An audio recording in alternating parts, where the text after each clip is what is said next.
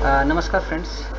आपल्या डिव्हिजनमध्ये ज्या काही फ्रँचायझी आउटलेट्स आहेत, तर त्यांनी या IT 2.0 या नवीन एन्व्हायरमेंटमध्ये कसं काम करायचं त्या अनुषंगाने आजचं ट्रेनिंग असणार आहे. सर्वप्रथम जे कोणी आपले ऑपरेटर्स असतील, फ्रँचायझी ऑपरेटर, त्यांना जो काही यूजर ID आपण कस्टमर ID दिलेला आहे रजिस्टर्ड कस्टमरचा, त्यांनी लॉग इन करायचं आहे. आणि सर्वप्रथम त्यांना त्यांचं जे काही वॉलेट आहे ते रिचार्ज करून घ्यायचं. तर ते वॉलेट कसं रिचार्ज करायचं, एकदा आपण लॉग इन केल्यानंतर आपल्या प्रोफाईलमध्ये साधारणतः अशा पद्धतीचे ऑप्शन्स आपल्याला त्या ठिकाणी दिसतील. तर या ऑप्शन्समध्ये आपण जे काही होमचं ऑप्शन्स आहे त्या ठिकाणी जायचं आणि इथं पेमेंट आणि वॉलेट्स नावाचं आपल्याला एक कार्ड या ठिकाणी दिसते, त्या ठिकाणी आपण जायचं आणि जेवढ्यांना आपल्याला रिचार्ज करायचं आहे ती अमाऊंट टाकायची. आता आपण 100 रुपयानं हे जे कार्ड आहे हे आपण या ठिकाणी रिचार्ज करतो. 100 रुपये अमाऊंट टाकल्यानंतर खाली तो आपल्याला पेमेंट गेटवे या ठिकाणी तो देतो. हे जे पेमेंट आहे आपण UPIच्या माध्यमातून, फोनपे, गुगल पे, पेटीएम, व्हॉट्सअप पे अशा वेगवेगळ्या प्रकारचे जे काही वॉलेट्स आहेत, गेटवेज आहेत, त्यांच्या माध्यमातून आपण हे वॉलेटचं रिचार्ज आपण या ठिकाणी करू शकतो. आपण या ठिकाणी पेटीएमला आपण क्लिक केलेलं आहे की जो पेटीएमचा एक QR जो आहे तो या ठिकाणी जनरेट होईल आणि जो कोणी फ्रँचायझी आउटलेटवाला असेल तर त्याला तेवढं जे पेमेंट आहे तर त्याच्या UPIच्या माध्यमातून, फोनपेच्या माध्यमातून ते त्याला पेमेंट या ठिकाणी करायचं आहे. 100 रुपयाला आपण क्लिक केल्यानंतर एक आपला जो काही डायनामिक QR आहे तो QR आपल्यासमोर जनरेट होईल आणि तो आपण आपल्या फोनपेमध्ये जाऊन स्कॅन अँड पेमध्ये जाऊन आपण त्याला पेड करायचा आहे. हा जो QR आहे आपल्या फोनमध्ये आपण स्कॅन करून पे केल्यानंतर त्याचं जे काही पेमेंट आहे ते ट्रान्समिट होईल आणि त्या गेटवेला पेमेंट पोहोचल्यानंतर, हँडशेकिंग झाल्यानंतर आपल्याला त्याचा एक अलर्ट येईल की तुमचं जे काही पेमेंट आहे ते त्या ठिकाणी पोहोचलेलं आहे. आता ही जी प्रोसिजर आपल्याला या फोनवरून सुद्धा करावं लागेल. ज्या पद्धतीनं आपण बऱ्याचशा बिलाचं जे पेमेंट करतो QR चेक करून, QR स्कॅन करून, अगदी त्याच प्रकारे आपल्याला हे जे पेमेंट आहे हे पेमेंट आपल्याला या ठिकाणी करायचं आहे. एकदा पेमेंट झाल्यानंतर सक्सेसफुलचा मेसेज आपल्याला आपल्या फोनवरती येईल की आपल्या हे जे 100 रुपयाचं पेमेंट आहे हे आपण या ठिकाणी प्रोसेस केलेलं आहे. त्यानंतर आपल्याला या ठिकाणी व्हेरीफाय पेमेंट आपल्याला करावं लागेल आणि आपल्याला तसा तो मेसेजेससुद्धा या ठिकाणी येईल.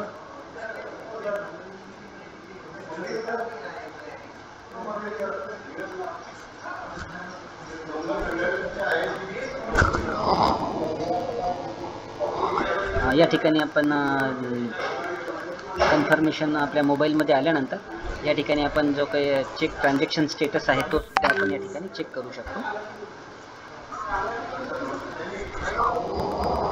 चेक ट्रान्झॅक्शन स्टेटसला क्लिक केल्यानंतर तो आपल्याला असं दाखवेल, ट्रान्झॅक्शन पेमेंट सक्सेसफुल. या ठिकाणी UTR नंबर आणि ट्रान्झॅक्शन ID जनरेट झालेला आहे आणि या ठिकाणी आपण पाहू शकतो एक 100 रुपये त्यांच्या वॉलेट बॅलन्सला आलेले होते. सुरुवातीला लॉग इनच्या वेळेस हा वॉलेट बॅलन्स 0 होतं, आता ते 100 रुपये झालेलं आहे. अशा पद्धतीनं आपल्याला हे जे पेमेंट आहे हे पेमेंट आपल्याला घेता येईल. धन्यवाद.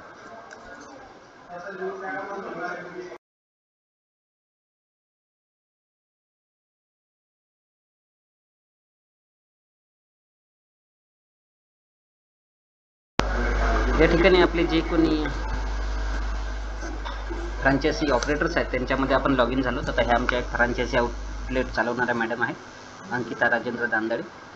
त्यांचं हे वॉलेट आहे, या ठिकाणी आपण पाहू शकतो. आपण त्यांचं रिचार्ज केलेलं आहे 100 रुपीज त्यांच्या वॉलेटला आता बॅलन्स आहेत. आता आपल्याला त्यांचं आर्टिकल बुक करायचं आहे. या ठिकाणी आपण पाहू शकतो recharge wallet, bulk booking, domestic article booking आणि माय बुकिंग्स. तर आपल्याला साधा एक आर्टिकल बुक करायचं आहे, डोमेस्टिक आर्टिकल बुकिंग. त्यामुळे आपण या कार्डाला क्लिक करू. या ठिकाणी आपण पाहू शकतो ज्या की आपण सेटिंग्स करून ठेवलेल्या आहेत त्या या ठिकाणी डिस्प्ले झालेल्या आहेत. हे जसं की ही जी फ्रँचायझी आहे चिखली ऑफिसला लिंक आहे.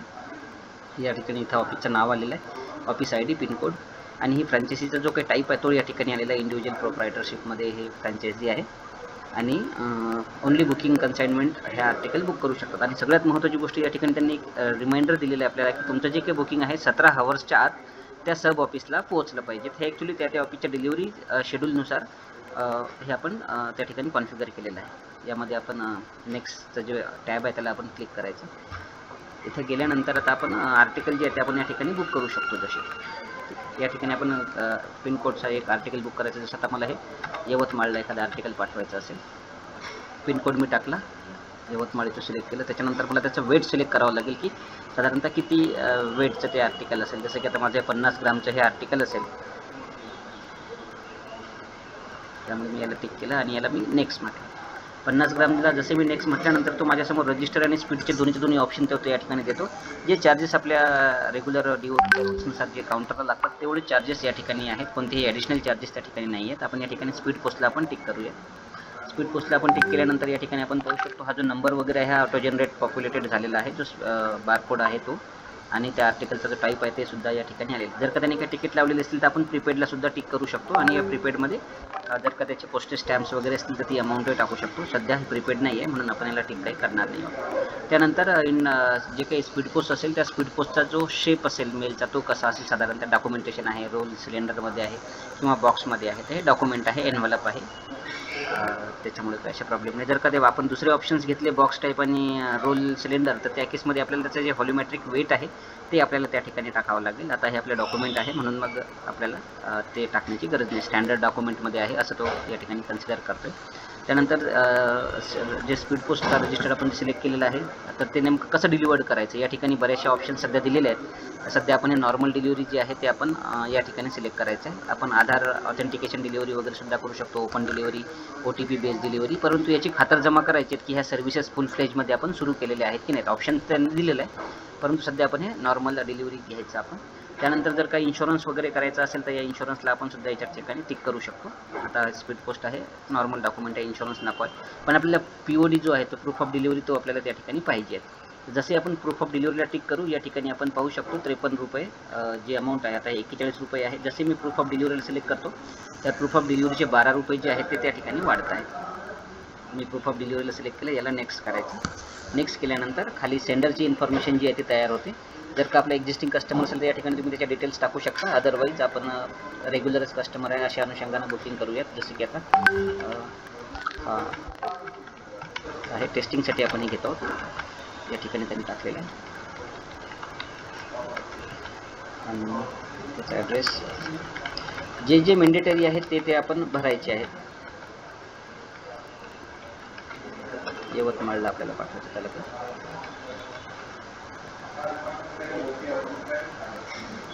हा जो पाठवणारा आहे हा यवतमाळचा आहे असं आपण कन्सिडर या ठिकाणी करूयात. ॲक्च्युली हा तो चिखलीचा असायला पाहिजे,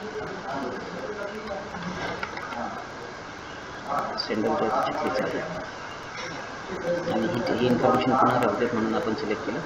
त्यानंतर ज्यांना पाठवायचं आहे ते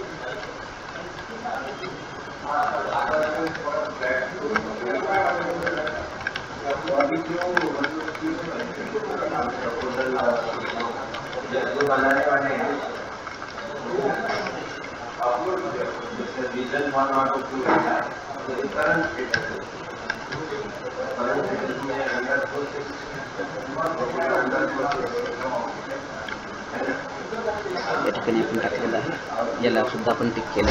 आणि त्यानंतर इथं 2 डिक्लेरेशन त्यांनी दिलेले आहेत, त्या डिक्लेरेशनला आपल्याला टिक करायचं आहे. I declare the shipment does not contain any prohibited items आणि accept applicable terms and conditions, आणि नंतर आपण याला सबमिट करायचं आहे. सबमिट करायच्या पूर्वी आपण पाहू शकतो व्ह्यू कार्टमध्ये सुद्धा काहीच नाही आहे, आणि कंप्लीट बुकिंग विथ जी अमाऊंट आहे याच्यामध्ये सुद्धा काहीच नाही आहे. फक्त त्यांनी आता सांगितलं की 53 रुपये आपल्याला लागतात. आपण याला जसे सबमिट करू या ठिकाणी आपण बघू शकतो सबमिटेड सक्सेसफुली नावाचा एक मेसेज पॉपअप होईल, आणि हे जे आहे आर्टिकल ते या ठिकाणी कार्टमध्ये आपल्याला आलेला दिसेल.